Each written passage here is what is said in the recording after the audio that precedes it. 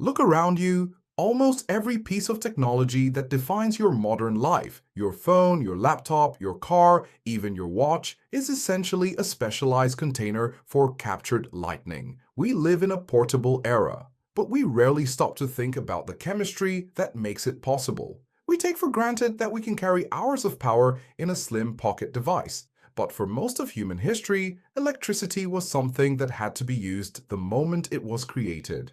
The story of the battery is the story of humanity trying to bottle the universe. It's a journey from 18th century frog legs to 21st century quantum physics. Today we are ranking every major battery type into 7 levels. We'll start with the simple AA alkaline you know and love, and we'll end with a level 7 technology so powerful it could change the very nature of how we inhabit the planet. This is the evolution of energy. This is the explained learner.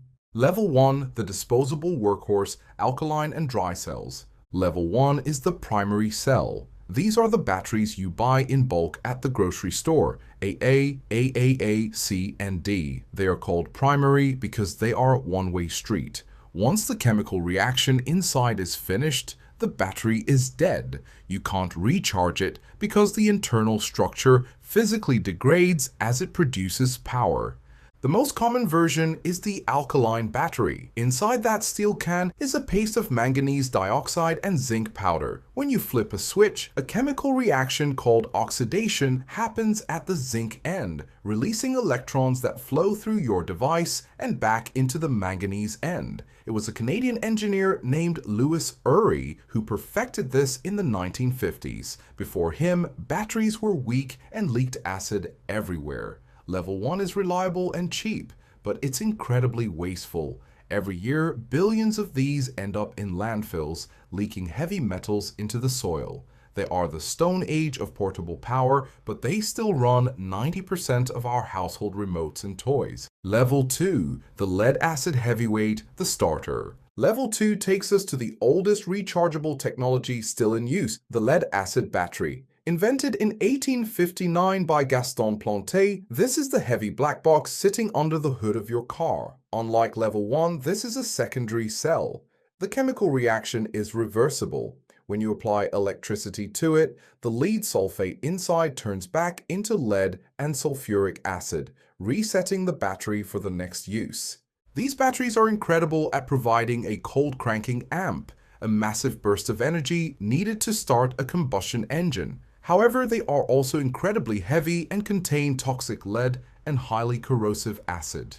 This is why you can't power a smartphone with lead acid. You'd need a backpack-sized battery just to get through a few hours of TikTok.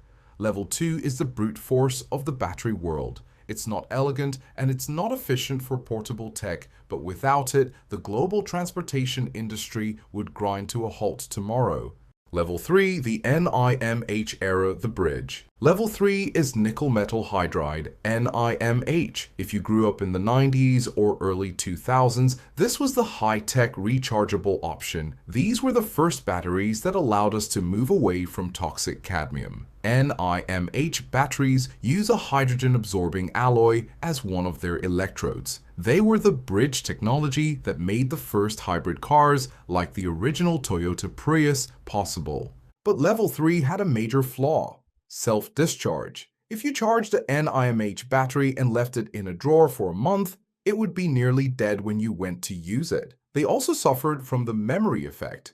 If you didn't fully empty them before recharging, they would forget their full capacity and start holding less and less power over time. They were better than lead, but they were still too bulky for the slim, sleek future we were imagining. We needed something lighter, denser, and more aggressive. We needed the element that sits at the very top of the periodic table. Level 4, the lithium revolution, the standard. Level 4 is the world we live in now. Lithium-ion, Li-ion. Commercialized by Sony in 1991, this technology won its creators the Nobel Prize in 2019. Lithium is the lightest metal on Earth and has a massive electrochemical potential, meaning it can pack a huge amount of energy into a tiny space. This is energy density. Inside your phone, lithium ions zip back and forth between a graphite anode and a lithium cobalt oxide cathode. Because lithium is so reactive, these batteries don't have a memory effect and can be recharged thousands of times. But that high energy comes with a price: stability. If the thin separator inside a Li-ion battery is punctured or overheats, it can lead to thermal runaway, a self-sustaining fire that is almost impossible to put out with water. This is why airlines are so strict about batteries in checked luggage. Level 4 gave us the modern world, but we have reached its physical limits. To go further, we have to change the very state of matter inside the battery. Level 5, the solid-state shift, the safety leap. Level 5 is the next big thing, currently hitting the market in 2026, solid-state batteries. In levels 1 through 4, the electrolyte, the medium the ions move through, is a liquid or a gel. This liquid is flammable and takes up a lot of space. Level 5 replaces that liquid with a solid ceramic or polymer material. By removing the liquid, you remove the fire risk. You can also pack the cells much tighter, doubling the energy density of current lithium-ion batteries. Imagine an electric vehicle that can go 700 miles on a single charge and can be fully recharged in 10 minutes. This is what companies like Toyota and Samsung are racing to mass produce right now. At level 5, the battery is no longer the weak link in technology. It's the enabler. It makes EVs cheaper than gas cars and allows for electric aviation to finally become a reality. We are currently standing at the doorstep of level 5, and it's going to change how we move. Level 6, the abundant alternatives, sodium and graphene. Level 6 is about sustainability and speed. One of the hidden problems with lithium is that it's rare and expensive to mine. Level 6 introduces sodium-ion batteries. Sodium is basically salt, it's everywhere, and it's cheap. While they aren't as dense as lithium, they work much better in freezing temperatures and are far more environmentally friendly.